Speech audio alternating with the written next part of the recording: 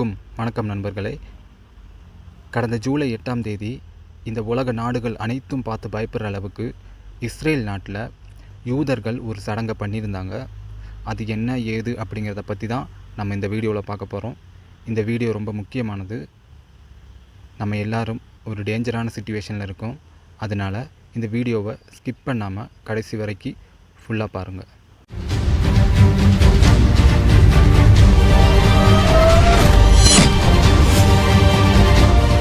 கடந்த 2022 அமெரிக்காவில் உள்ள டெக்சாஸ் அப்படிங்கிற மாநிலத்திலிருந்து யூதர்கள் ஒரு 5 ரெட் ஹைஃபரை வாங்கியிருந்தாங்க. இது நம்ம எல்லாருக்கும் தெரியும். சரி, இந்த ரெட் ஹைஃபர் எதுக்குன்னு பார்த்தா, யூதர்களோட புனித நூலான தோராவின் படி அவங்களோட புனித ஆலயத்தை கட்டுறதுக்கு முன்னாடி அந்த மண்ணும், அதாவது ஆலயம் கட்ட போகிற அந்த மண்ணும், அந்த மண்ணில் உள்ள மக்களும் யூதர்களும் எல்லாரும் புனிதமாக இருக்கணும், அதாவது சுத்தமாக இருக்கணும் அப்படின்றது தான் அவங்களோட ரூல்ஸ். ஸோ அவங்களோட பாவங்களை எல்லாத்தையும் கழுவி அவங்க சுத்தமாகிறது எப்படி அப்படின்றத அவங்களோட புனித நூலான தோராவில் அதை பற்றி சொல்லியிருக்கு. அதுக்கான சடங்கு தான் இந்த ரெட் ஹைஃபர். சரிப்பா, அவங்களோட பாவத்தை கழுவுறதுக்காக தான் அந்த ரெட் ஹைஃபர் கிடச்சிருச்சு. அதை அவங்க 2022 பண்ணியிருக்கலாமே, ஏன் இப்போ வரைக்கும் வெயிட் பண்ணிகிட்ருக்காங்க, இன்னுமே பண்ணாமல் இருக்கிறாங்க அப்படின்னு கேட்டிங்கன்னா, அதுக்கும் அவங்களோட தோராவில் ஒரு ரூல்ஸ் இருக்குது. அந்த ரூல்ஸ் படி தான் அதை செய்யணும். அந்த ரூல்ஸுக்காக தான் அவங்க இவ்வளோ நாள் வெயிட் பண்ணிகிட்டு இருந்தாங்க. வெறும் சிகப்பு மாடுகளை மட்டுமே கொண்டு வந்து அதை பலி கொடுத்த உடனே அவங்களோட பாவமெல்லாம் மாறிடுமான்னு பார்த்தீங்கன்னா அதுதான் இல்லை. அதுக்குன்னு ஒரு சில ரூல்ஸ் அண்ட் ரெகுலேஷன்ஸ் எல்லாம் இருக்குது. இவங்க பலி கொடுக்க போகிற அந்த ரெட் ஹைஃபருக்கு உடம்பில் எந்த ஒரு இடத்துலையும் ஒரு சின்ன காயம் கூட இருக்கக்கூடாது, ஒரு வெட்டு காயம் எதுவுமே இருக்கக்கூடாது. அதுக்கப்புறம் அந்த மாடை லேபராக யூஸ் பண்ணியிருக்கக்கூடாது. அதுக்கப்புறம் அதோட உடம்பில் ஒரு வெள்ளை முடி கூட இருக்கக்கூடாது. எல்லா முடியுமே சிகப்பு கலரில் தான் இருக்கணும். அப்படி இருந்தால் மட்டும்தான் அது பலி கொடுக்கறதுக்கு சரியான மாடாக இருக்கும். அது மட்டும் இல்லாமல் இவங்க பலி கொடுக்க போகிற அந்த மாடு ஒரு காளையாக இருக்கக்கூடாது, ஒரு பசு மாடாக தான் இருக்கணும். அந்த பசு மாடும் வயதுக்கு வந்ததுக்கப்புறம் தான் அதை பலி கொடுக்கணும். அதாவது கண்ணுக்குட்டியை ஈன்று எடுக்கிற ஒரு வயதாக தான் இருக்கணும். அதுக்காக தான் இவங்க இவ்வளோ நாள் வெயிட் பண்ணிகிட்டு இருந்தாங்க. அவங்க பலி கொடுக்க போகிற அந்த மாடோட வயசு 2.5லேருந்து 3 வயசுக்குள்ளே தான் இருக்கணும். அதுக்கு குறைந்தாலோ கூடுனாலோ அது சடங்கில் ஏற்றுக்கொள்ளப்படாது, அது டிஸ்குவாலிஃபைட் ஆயிரும். ஸோ அதுக்காக தான் அவங்க இவ்வளோ நாள் வெயிட் பண்ணிகிட்டு இருந்தாங்க, ஒரு கரெக்டான ஏஜ் வர்றதுக்காக. ஸோ அந்த ரூல்ஸ் படி இவங்க கொண்டு வந்த 5 மாடுகளில் 2 மாடுகள் ஆல்ரெடி டிஸ்குவாலிஃபைடு ஆயிருந்துச்சு. பாக்கி 3 மாடுகளை மட்டும் வளர்த்துக்கிட்டு இருந்தாங்க. அந்த 3 மாடுகள்லையும் இன்னும் 2 மாடுகளுக்கு அங்கங்கே ஒரு சில கருப்பு முடிகள் வந்துச்சு. அதனால் அதுவும் டிஸ்குவாலிஃபைடு ஆயிருந்துச்சு. பாக்கி ஒரு மாடை மட்டும் எந்த ஒரு கருப்பு முடியும் இல்லாமல், எந்த ஒரு பாதிப்பும் இல்லாத ஒரு மாடை இவங்க செலக்ட் பண்ணி வச்சுருக்காங்க. அது ரெடியாக இருக்குது. ஸோ இப்போ என்ன நடந்திருக்குன்னு பார்த்தீங்கன்னா, கரண்ட் சிச்சுவேஷன், அவங்களுக்கான பலி கொடுக்குற அந்த மாடும் ரெடி ஆயிடுச்சு, அந்த பலி பீடமும் ரெடி ஆயிடுச்சு. அதுக்கப்புறம் பலி கொடுத்த அந்த சாம்பலை கலெக்ட் பண்ணி வைக்கிறதுக்கான அந்த பாத்திரங்களும் ரெடி பண்ணி வச்சுட்டாங்க. எல்லாமே அவங்கக்கிட்ட ரெடியாக இருக்குது. ஸோ இன்னும் அவங்க ஏன் வெயிட் பண்ணிகிட்ருக்காங்கன்னு பார்த்தீங்கன்னா, அவங்களோட அந்த பலி கொடுக்கறதுக்கான கரெக்டான ஒரு டேட்டுக்கு தான் அவங்க வெயிட் பண்ணிகிட்ருக்காங்க. அந்த டேட்டும் அவங்க ஆல்ரெடி ஃபிக்ஸ் பண்ணி வச்சுட்டாங்க. அந்த டேட்டுக்காக தான் அவங்க வெயிட் பண்ணிகிட்ருக்காங்க. ஆனால் அவங்களுக்கு முன்ன பின்ன பலி கொடுத்து பழக்கம் இல்லை. ஏன்னா இந்த ரெட் ஹைஃபரை பலி கொடுத்தது 2000 வருஷத்துக்கு முன்னாடி தான் இதை பலி கொடுத்துருக்காங்க. ஆனால் இப்போ உள்ள ரப்பீஸ்க்கு யாருக்குமே இது எப்படி ப்ராசஸ் பண்ணும் அப்படிங்கிற முன் அனுபவம் இல்லை. ஸோ அந்த முன் அனுபவத்துக்காக தான் இவங்க இப்போ ஒரு ரிஹர்சலை பார்த்துருக்காங்க. ஸோ இந்த ரிஹர்சலை எப்படி பண்ணாங்கன்னு பார்த்தீங்கன்னா, அவங்களுக்கான பியூரான ஒரு மாடு கிடச்சிருச்சு. அந்த மாடை மட்டும் மாற்றி வச்சுட்டு பாக்கி இருந்த அந்த 2 மாடுகள் இருக்குங்க இல்லையா, அந்த மாடை எடுத்து அவங்க அதில் ரிஹர்சல் பண்ணி பார்த்துருக்காங்க. அந்த வீடியோவை தான் இப்போ நீங்கள் பார்த்துட்ருக்கீங்க. இந்த வீடியோவில் என்ன பண்ணிகிட்ருக்காங்கன்னா, அந்த டிஸ்குவாலிஃபை ஆன மாடை எப்படியெல்லாம் எரிக்கணும், எப்படியெல்லாம் அந்த சடங்கை பண்ணணும் அப்படின்னு ஒரு முன்னோட்டம் பார்த்துருக்காங்க. அந்த முன்னோட்டம் தான் இந்த வீடியோ. இது கடந்த ஜூலை 8ஆம் தேதி நடந்துச்சு இஸ்ரேலில். எங்கன்னு பார்த்தா, அந்த 3வது டெம்பிள் கட்ட போகிற இப்போ அல்-அக்ஸா மசூதி இருக்கிற அந்த இடத்துக்கு நேராக ஆப்போசிட்டில் இருக்கிற த மவுண்ட் ஆஃப் ஆலிவ்ஸ் அப்படிங்கிற இடத்துல தான் வச்சு இந்த ரிச்சுவலை பண்ணியிருக்காங்க.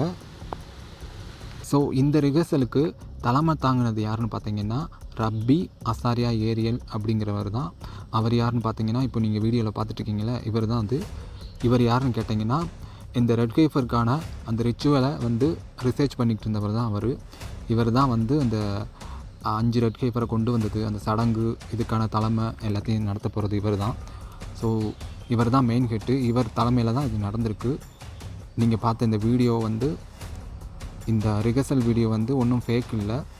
இது நீங்கள் போய் பார்த்தீங்கன்னா இஸ்ரேலோட ஒஃபிஷியல் நியூஸ் சேனல்லையே இது வந்துருச்சு. அப்போது உண்மையான சடங்கு பண்ணுறதுக்கான ஒரு ரிஹர்சலை இவங்க பார்த்துட்டாங்க. அந்த சடங்கை பண்ண போகிற ரப்பிகளுக்கு இருந்த டவுட்டு எல்லாமே இப்போ கிளியர் ஆயிடுச்சு. இப்போது இவங்க உண்மையான சடங்கை பண்ணுறதுக்கு ரெடியாக இருக்காங்க. இந்த சடங்கை இவங்க சாதாரணமான ஒரு நாளில் பண்ண போகிறதில்ல. யூதர்களோட ஒரு முக்கியமான ஃபெஸ்டிவலான டிஷா பாவ் அப்படிங்கிற ஒரு ஃபெஸ்டிவலில் தான் இந்த சடங்கை இவங்க பண்ண போகிறாங்க. அந்த ஃபெஸ்டிவல் என்னென்னு பார்த்தீங்கன்னா யூதர்களோட முதலாவது ஆலயமும் 2வது ஆலயமும் தகர்க்கப்பட்ட ஒரு ஞாபகமான ஒரு ஃபெஸ்டிவலாக தான் அதை கொண்டாடுறாங்க. அது என்றைக்கு வருதுன்னு பார்த்தீங்கன்னா ஆகஸ்ட் 3ஆம் தேதி, அதாவது ஞாயிற்றுக்கிழமை அன்னைக்கு தான் இந்த உண்மையான சடங்கு யூதர்கள் பண்ண போகிறாங்க. அதுக்கான ஆல்டர், அதாவது பலிபீடத்தை ரெடி பண்ணிட்டாங்க. அதுக்கான பொருட்கள் எல்லாத்தையுமே ரெடி பண்ணி வச்சுட்டாங்க. இனி இவங்க பலி கொடுக்கறதுக்கான அந்த நாளுக்காக மட்டும்தான் வெயிட் பண்ணிகிட்ருக்காங்க.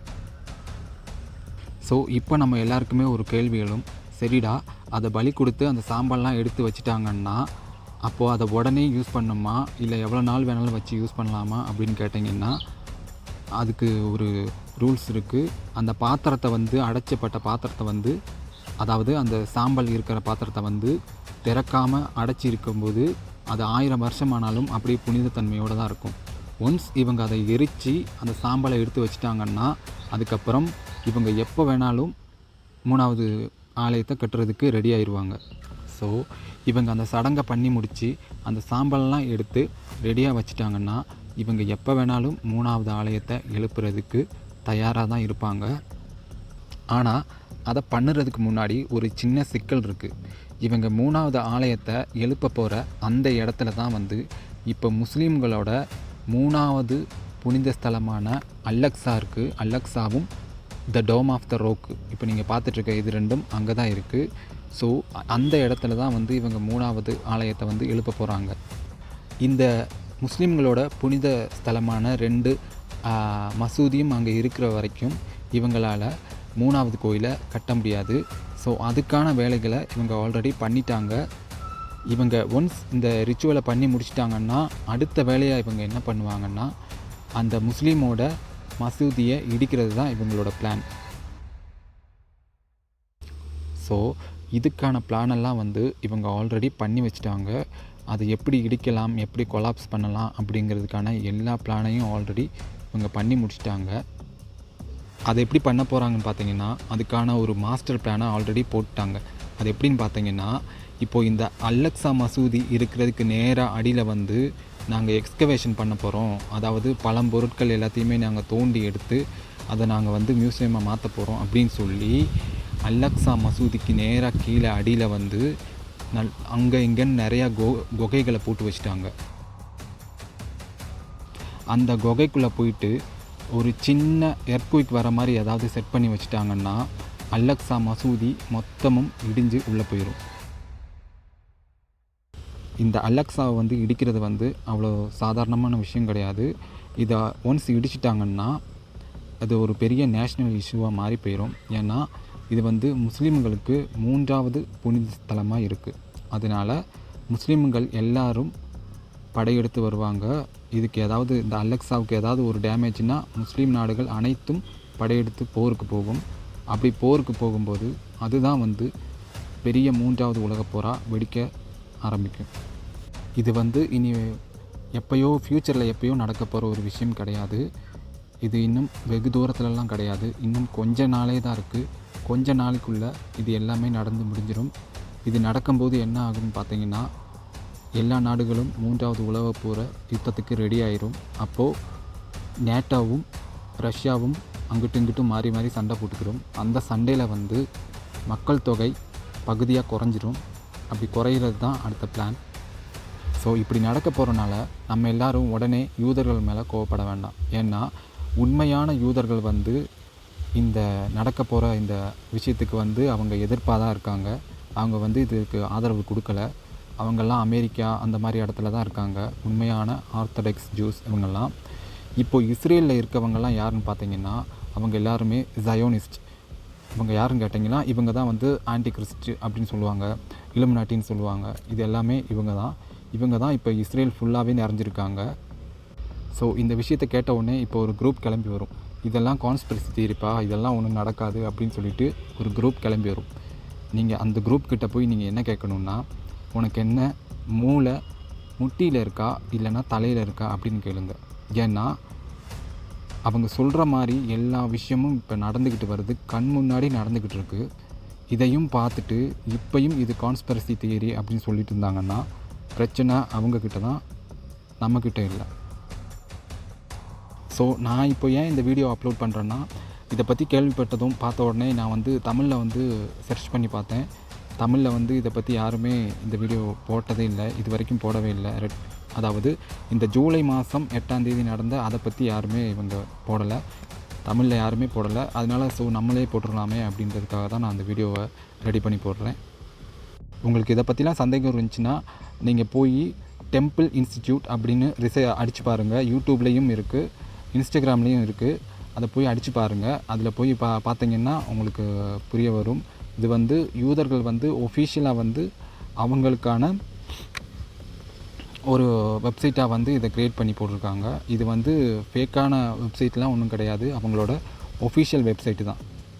இதில் போய் பார்த்தீங்கன்னா உங்களுக்கு நிறையா டீட்டெயில்ஸ் கிடைக்கும். ஸோ இனி வர காலகட்டம், அதாவது இவங்க ரெட் கைஃபரை வந்து பலி கொடுத்துட்டாங்கன்னா அதுக்கப்புறம் 2030க்குள்ளே நடக்க போகிறது என்ன ஏதுன்னு யாருக்குமே தெரியாது. அதுக்கப்புறம் ஃபுல்லாக போரா மட்டும்தான் இருக்கும். ஏன்னா இவங்க வந்து டெம்பிளை வந்து கட்டாமல் விட மாட்டாங்க. The building of the third temple in Jerusalem. இவங்களை இனி யாராலையும் தடுக்கவும் முடியாது. ஏன்னா இவங்களுக்கான எல்லா திட்டமும் ரெடியாக இருக்குது, சக்ஸஸ் ஆயிடுச்சு. அதனால் இவங்க எப்படியும் 3வது கோயிலை கட்ட தான் போகிறாங்க. அதுக்கான ப்ளூ பிரிண்டையும் அவங்க ரெடி பண்ணிட்டாங்க. அதுக்கான எக்யூப்மெண்ட்ஸ் எல்லாத்தையுமே ரெடி பண்ணி வச்சுட்டாங்க. அதுக்கான இன்ஜினியர்ஸ் எல்லாத்தையுமே பேசி வச்சுட்டாங்க. எல்லாமே ரெடியாக இருக்குது. இவங்க வந்து இனி அந்த செரிமோனி நடத்துறதுக்கு மட்டும்தான் வெயிட் பண்ணிகிட்ருக்காங்க. அதையும் எடுத்துட்டாங்கன்னா அடுத்த மூவ் இவங்க 3வது ஆலயத்தை இவங்க கட்ட தான் போகிறாங்க. So this one qualifies as to be the first sacrifice of the rebuilt temple. உண்மையான யூதர்கள் எல்லாம் என்ன சொல்கிறாங்கன்னா, மெசாயா வந்து தானே 3வது டெம்பிளை கட்டணும், நீங்கள் எதுக்குப்பா கட்டுறீங்க அப்படின்னு சொல்கிறாங்க. இந்த ஜயோனிஸ்ட் எல்லாம் என்ன சொல்கிறாங்கன்னா, நம்ம வந்து டெம்பிளை கட்டி முடித்ததுக்கப்புறம் தான் நமக்கான மெசாயா வருவார் அப்படின்னு சொல்லிட்டுருக்காங்க. அதனால தான் உண்மையான ஜூஸ் யாருமே இவங்களுக்கு வந்து சப்போர்ட் பண்ணலை. இப்போ இந்த ஜயோனிஸ்ட் எல்லாம் இன்னொரு கருத்தையும் நம்மக்கிட்ட வைக்கிறாங்க. அது என்னன்னு கேட்டிங்கன்னா, கேட்டிங்கன்னா அவர் தான் வந்து நம்ம அமெரிக்காவோட ட்ரம்ப்பு அப்படின்னு சொல்கிறாங்க. எஸ், ஆமாம், ட்ரம்ப்பை தான் வந்து இவங்களுக்கான மெசாயா அப்படின்னு சொல்லி நம்பிக்கிட்டு இருக்காங்க. அது எப்படின்னு பார்த்தீங்கன்னா, ட்ரம்ப்போட பேரை வந்து நியூமராலஜி படி பார்க்கும்போது த சன் ஆஃப் டேவிட் அப்படின்னு வருது. You know what that means? He, I believe, is the Mashiach of Edom. The numeric value of Donald Trump in Hebrew is the same as Messiah. Video பார்த்துருப்பீங்க, உங்கள் எல்லாருக்கும் ஒரு புரிதல் வந்திருக்கும். இனி அங்கே இஸ்ரேலில் என்னென்ன நடக்குது அப்படிங்கிறத உண்மையான விஷயத்த அப்படி தெரிஞ்சுக்கணும் அப்படின்னு நினச்சிங்கன்னா நம்மளோட சேனலை வந்து சப்ஸ்கிரைப் பண்ணி வச்சுக்கோங்க. அப்படின்னா தான் அங்கே நடக்கிற விஷயத்த அப்பப்போ நான் அப்டேட் பண்ணி வீடியோவை போடுவேன். ரொம்பலாம் வீடியோலாம் போட மாட்டேன், உண்மையான விஷயத்த மட்டும்தான் நான் போடுவேன். ஸோ நம்ம சேனலை வந்து சப்ஸ்கிரைப் பண்ணி வச்சுக்கோங்க. நன்றி.